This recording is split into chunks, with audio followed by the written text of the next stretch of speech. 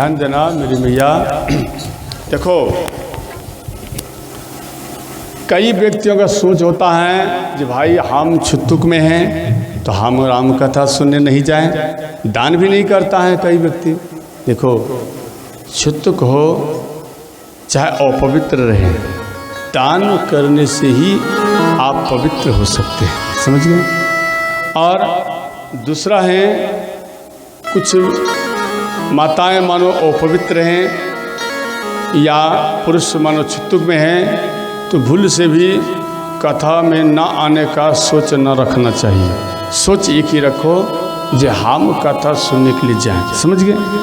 कथा सुनने में, श्रवण करने में छुतुक या अपवित्र ये इसमें बाधा नहीं पहुंचता है, बल्कि ध्यान देना, जैसे गंगा स्नान आज कई व्यक्ति गए तो गंगा स्नान किए होंगे, जजमान जजमानी भी किए होंगे। देखो, जब जैसे पूसी पूर्णिमा या माघी पूर्णिमा होता है तो क्या घर से स्नान करके आप गंगा स्नान जाते हैं करने या बिना स्नान किए जाते हैं? क्या स्नान करके जाते हो? बिना स्नान किए जाते हो? क्यों? स्नान करके जाओ, नहीं जाते। देखो, आप मानो अपवित्र हैं और पवित्र होने के लिए आप जा रहे हैं स्नान करने के लिए। तो उसी प्रकार से ये गंगा है, गंगा के समान ये राम कथा है, समझ गए। इसमें अपवित्र जो व्यक्ति हैं वो तो ना चाहने पर भी वो आकर बैठो तो भी वह खेल खेल में ही वो पवित्र बना जाता है, तो पवित्र हो जाएगा। इसलिए भगवान की कथा में कंजूसी नहीं आना चाहिए। तो ध्यान देना, कथा सुनने के लिए तो हम लोगों के पास मात्र 2 कान है। राजा पृथु वह जब भगवान का तपस्या किए तो भगवान प्रसन्न हुए, तो भगवान, ध्यान देना, भगवान जब प्रसन्न हुए तो इनके पास आए। तो भगवान के आने के बाद भगवान बोले, जे आप जो तपस्या किए, हम आपकी तपस्या पर हम प्रसन्न हो गए हैं, इसलिए आप वर मांगो। तो राजा पृथु बोले कि हे नाथ, एक काम करो, आप हमें 10,000 कान प्रदान करो। 1 नहीं, 2 नहीं, बल्कि 10,000 कान। तो भगवान बोले, ये 10,000 कान लेकर क्या करेंगे? तो भगवान जैसे ही यह बात बोले तो राजा पृथु बोले कि हे नाथ, आपकी कथा मानो 10,000 स्थान पर या 5,000 स्थान पर एक साथ हो तो कम से कम एक साथ हम इन 10,000 कान से हम आपकी कथा को श्रवण कर लेंगे, इसलिए हमें 10,000 कान चाहिए। इन शरीर को अगर पवित्र करना हो, बच्चे हो या वृद्ध व्यक्ति हो या युवक हो, चाहे कोई भी हो, अपने शरीर को पवित्र करना है तो आप राम कथा को श्रवण करो, समझ गए।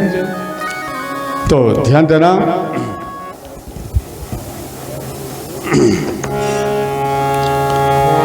वर्णनामयर्थ संधानाम रसनाम छंदसामपि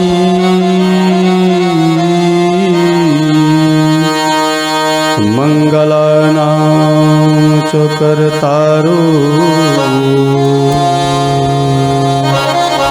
वंदे वाणिविनायको। ध्यान देना,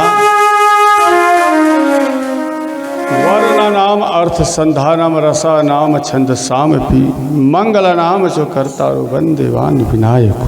अर्थात वह शब्द से गोस्वामी जी लिखना प्रारंभ किए, वह शब्द और अंत में मानवा।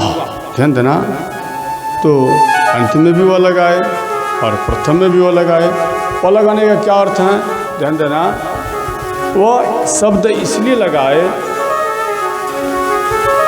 कि वह विष्णु भगवान और वैष्णव, ध्यान देना, चाहे कोई भी बरादरी हो, वह से विष्णु भगवान, वह से वैष्णव, इन दोनों को मुख्य मान करके और लिखना प्रारंभ की, समझ गए। और वंदे वाणी विनायक, यानी सरस्वती माता, इनको भी याद की प्रथम ही श्लोक में। क्यों?